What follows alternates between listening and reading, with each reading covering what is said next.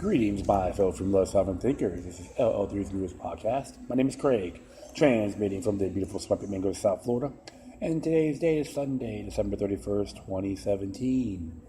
Yeah, so New Year's just hit Australia, Japan, and all those areas. Happy 2018 for those brothers and sisters in that part of the world. Yeah, many people are talking about the whole review, political fiasco, highs and lows for journalism in 2017, how accurate information is, fake news, real news, and all that. So, I'll do my little intake until I do my couple of narrations. I'm not going to go too crazy. Just going to relax.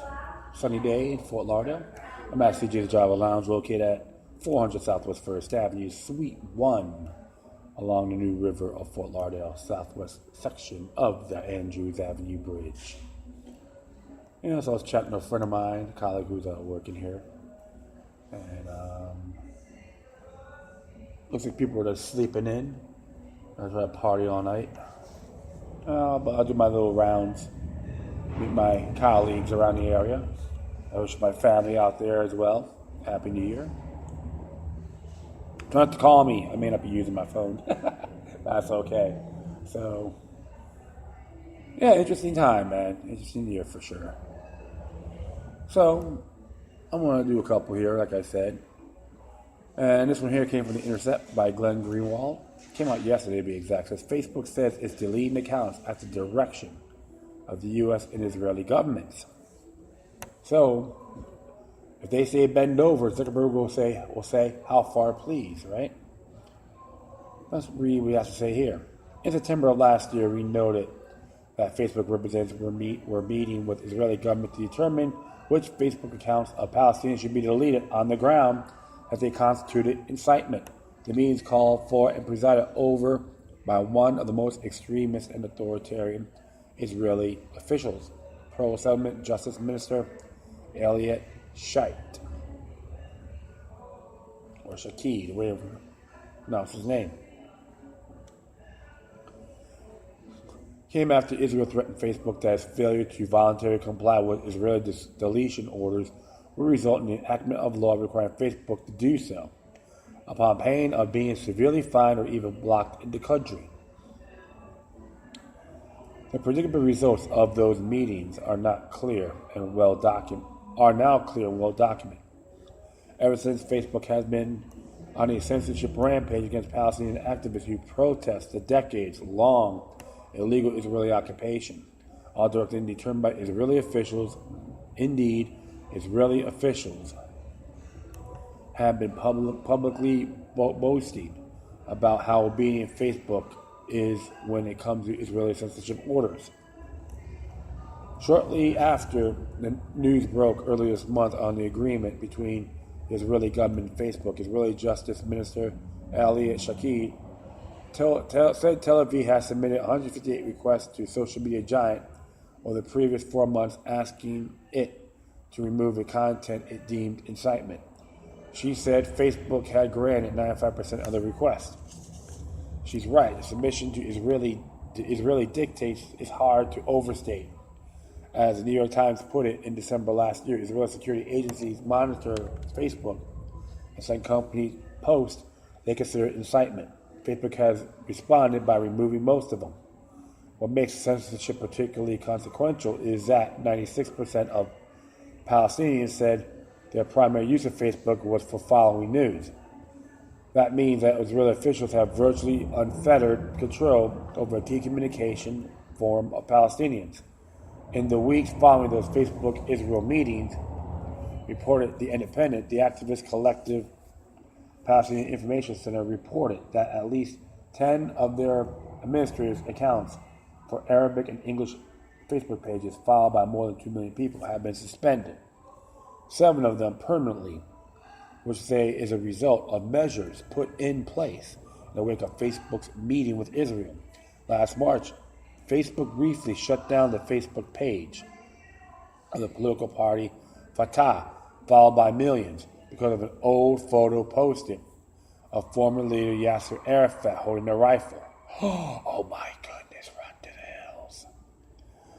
A 2016 report from the Palestinian Center for Development and Media Freedoms detailed how extensive the Facebook censorship was. Pages and personal accounts that were filtered and blocked. Palestinian Dialogue Network, which is PALDF.net, Gaza Now, Jerusalem News Network, Shabab Agency, Radio Bethlehem 2000, Orient Radio Network, Page Mashhek, Ramal News, journalist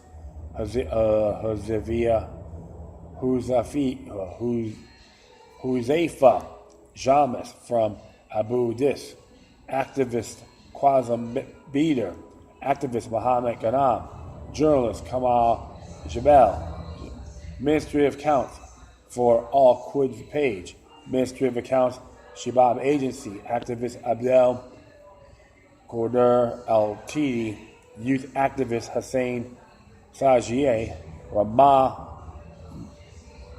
Mubarak account is activated, Ahmad Abdel Al account is activated, Mohammed Zain still deleted, Amr Abu Arafa still deleted, Abdul Rahman Al-Khalat still deleted. So they've been a little choosy, or there's enough people calling them out on it. Needless to say, Israelis have virtually free reign to post whatever they want about Palestinians. Calls by Israelis for the killing of Palestinians are commonplace on Facebook and largely remain undisturbed. Facebook, yep, so there's an article on Times of Israel. Facebook campaign calls for vengeance against Arabs. That came out July 2nd, 2014. As Al Jazeera reported last year, inflammatory speech posted in Hebrew language has attracted much less attention from the Israeli authorities and Facebook. One study found that 122,000 users directly call for violence with words like murder, kill, or burn Arabs, with a number of recipients of hateful comments. Yet there appears to be little effort by Facebook to censor any of that. Though the most inflammatory and explicit calls for murder are sometimes removed, Facebook continues to allow most of the extremist calls for incitement against Palestinians to flourish. Indeed, Israel's leader, Benjamin Netanyahu, has often used social media to post what is clearly incitement to violence against Palestinians generally. In contrast to Facebook's active suppression against Palestinians, the very idea that Facebook would ever use its censorship power against Netanyahu or other prominent Israelis calling for violence and inciting attacks is unthinkable. Indeed, as Al Jazeera concisely put it, Facebook hasn't met Palestinian leaders to discuss their concern. You see what's happening here? It's very biased to the core, right? Facebook now seems to be explicitly admitting that it also intends to follow censorship orders of the U.S. government. Earlier this year, the company deleted the Facebook Instagram accounts of Ramaz Kadyrov, the repressive, brutal, and authoritarian leader of the Chechen Republic, who had combined 4 million followers on those accounts. Or put it mildly, Kadyrov, who was given free rein to rule in the province in exchange for ultimate loyalty to Moscow, is the opposite of a sympathetic figure. He has been credibly accused of a wide range of horrific human rights violations, from imprisonment and torture of LGBTs to kidnapping and killing of dissidents. But none of that dilutes how disturbing and dangerous Facebook's rationale for its deletion of his account is. A Facebook spokesperson told the New York Times that the company deleted these accounts not because Kadyrov is a mass murderer and tyrant, but that Kadyrov's account were deactivated because he had just been added to the United States sanctions list and that the company was legally obligated to act. Alright, so more like excuses, I would say, right? As the Times noted, this rationale appears dubious or at the latest inconsistently applied. Others were on the same sanctions list, such as Venezuelan President Nicolas Maduro, remained active on both Facebook and Instagram, But just consider the incredibly menacing implications of Facebook claims. What this means is obvious, that the U.S. government, meaning at the moment, the Trump administration, has unilateral and unchecked power to force the removal of anyone it wants from Facebook and Instagram by simply including them on a sanctions list. Does anyone think this is a good outcome? Does anyone trust the Trump administration or any other government to compel social media platforms to delete and block anyone it wants to be silenced? Hell no. I don't trust any of these bastards, regardless is in there. As the ACLU's Jennifer Granick told the Times, it is not a law that appears to be written or designed to deal with special situations was lawful or appropriate to repress speech. The sanctions law is being used to suppress speech with little consideration of the free expression values and the special risk of blocking speech as opposed to blocking commerce or funds as the sanction was designed to. That's really problematic. Well, of course, my friends, does Facebook's policy of blocking people from its platform who are sanctioned apply to all governments? Obviously not. It goes without saying if, say, Iran decided to impose sanctions on Chuck Schumer for support of Trump's policy or of recognizing Jerusalem as Israeli capital, Facebook would never delete the account of the Democratic Party Senate Minority Leader, just as Facebook would never delete accounts of Israeli officials who incite violence against Palestinians or who were sanctioned by Palestinian officials. Just last month, Russia announced retaliatory sanctions against various Canadian officials and executives. But needless to say, Facebook took no action to censor them or block their accounts.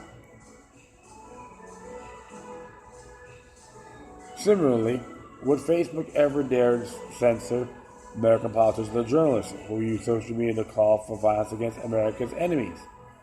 To ask the question is to answer it. And right here, like Michael Grunow on his Twitter page, when he made that statement, "I can't wait to write a defense of the drone strike that takes out Julian Assange." All right, as always, as is always true of censorship, this one and only one principle driving all of this: power. Facebook will submit to and obey the censorship demands of governments and officials who actually wielded power over it, while ignoring those who do not. That's why declared enemies of the U.S. and Israeli governments are vulnerable to censorship measures by Facebook, whereas U.S. and Israeli officials, at the most tyrannical and repressive allies, are not. Like right here, like from Shakik credited as of 6 million followers. Yeah, interesting there. There you go. Always see that. And here, as it illustrates the same severe dangers from state censorship are raised at least as much by the pleas for Silicon Valley giants to more actively censor bad speech. Calls for state censorship may often be well-intentioned. Desire to protect marginalized groups from damaging hate speech, yet predictably, they are far more often used against marginalized groups to censor them rather than protect them. Oh, sorry about that. One need merely look how hate speech laws are used in Europe or on U.S. college campuses to see that censorship victims are often critics of European wars, or activists against Israeli occupation, or advocates for minority rights. Like it says here, at times in Israel, French High Court BDS activists guilty of discrimination. There's a whole boycott of Israel products, like they have that law in France. They try to pull one of the United States into the Allied States within the Union support, including my state of Florida. Thank you, asswipes, including Flip-Flop Prescott, on choosing poorly. It proves one thing: you're freedom-hating saps. One can create a fantasy world in one's head if one wishes, with Silicon Valley executives use their power to protect marginalized peoples around the world by censoring those who wish to harm them. But in the real world, that is nothing but a sad pipe dream. Just as governments will, these companies will use their censorship, the power to serve, not to undermine the world's most powerful faction.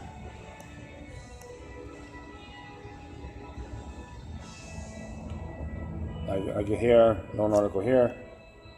State GOP debates condemning hate groups that might include Black Lives Matter. Just give you an example. Just as one might cheer the censorship of someone who dislikes without contemplating the long-term consequences of the principle being validated, one can cheer the disappearance from Facebook and Instagram of a sentient monster. But Facebook is explicitly telling you that the reason for its action there was obeying the decrees of the U.S. government about who must be shunned.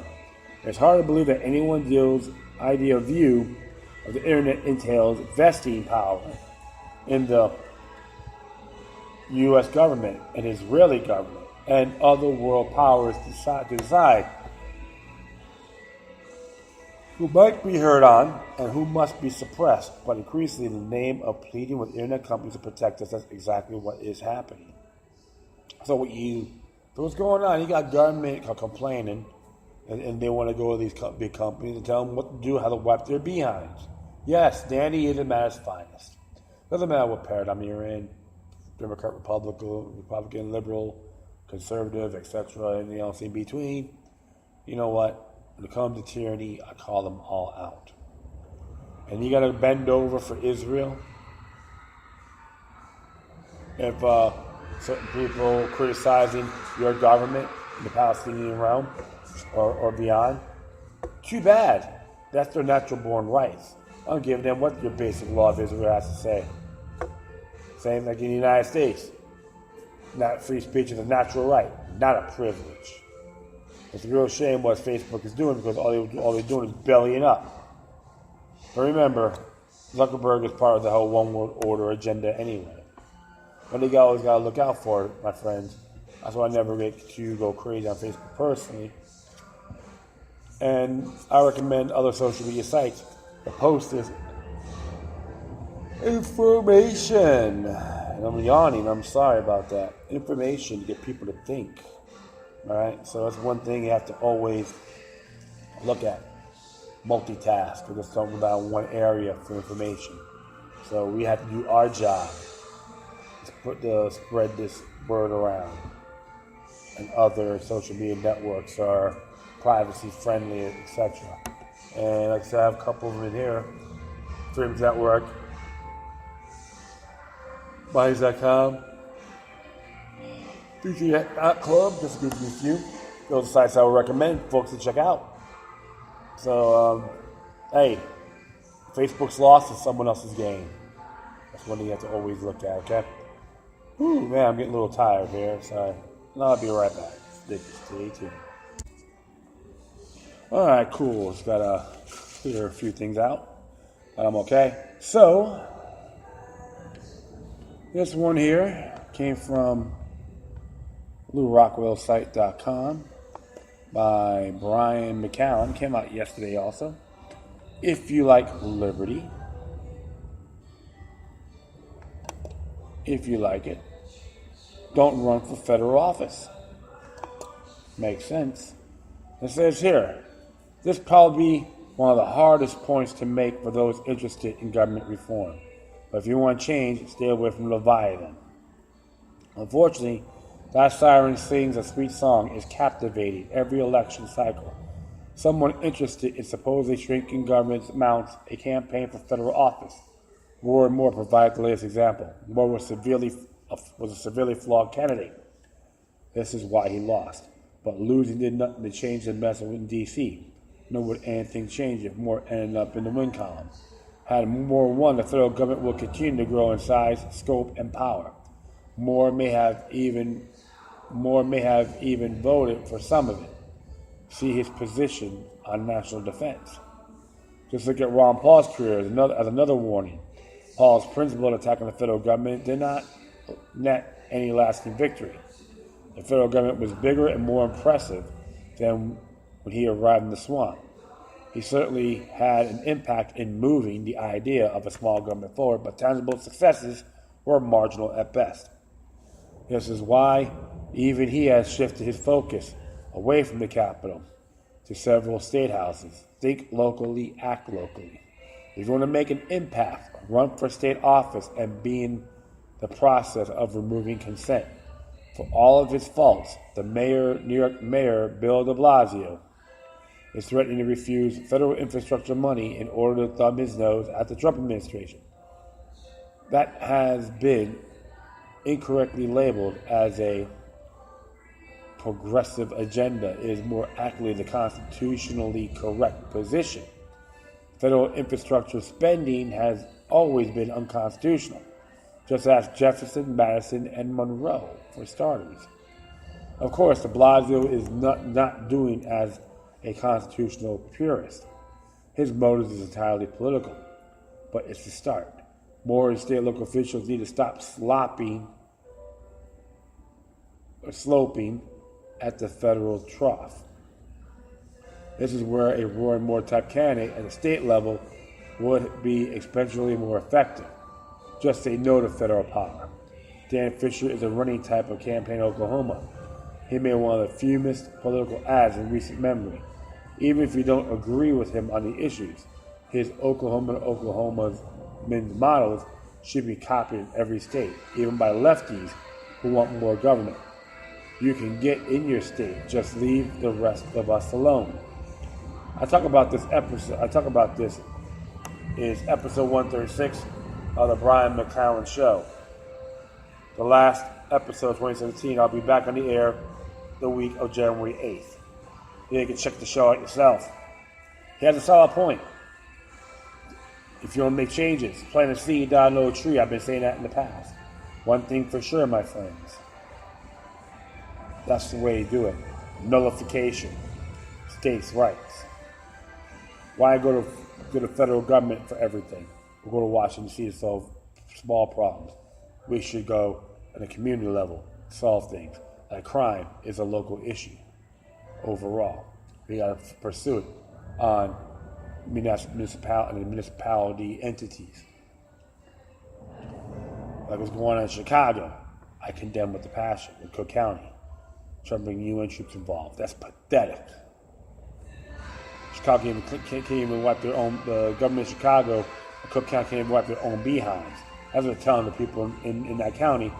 You guys can't take care of it. We'll have someone else higher up to do it.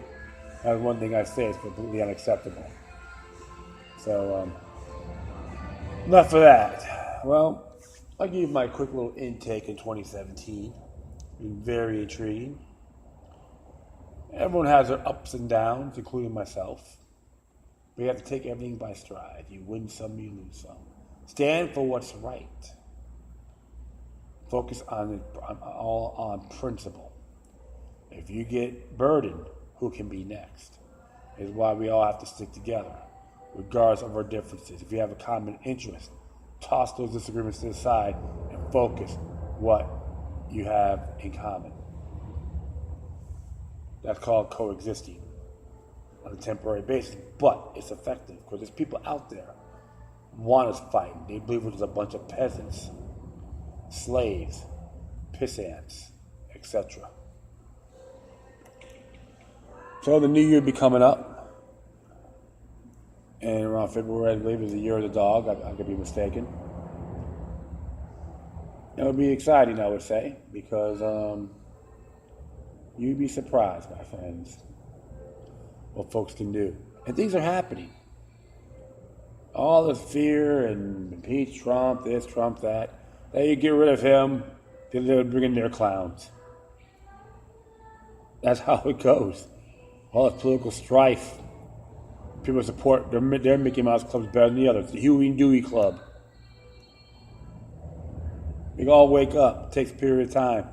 But like I said before, it's in the works and things are happening. All you gotta do is talk to people. Even in your neighborhood. Even at a bar. They say at a bar you can't talk about politics, religion, because you know what? Because most people are terrible at it. Don't be one of those herconformist parrots. contemplate critically, be knowledgeable, share that information with people, have an honorable discussion. Then you create an awesome dialogue. We're going to have our disagreements. I know I'm ranting. Sorry about that. But it's all good. That's what human nature is about. That's what makes individuals unique. So when you think about this, about the year, whatever, you whipped it, you did awesome, but you had your downtime, or you had your ups and downs. It was really terrible, or you had your ups and downs, everything in between. Make it better. Not just for yourself, for everyone you love and care for. We all have enemies. I don't wish any of them ill.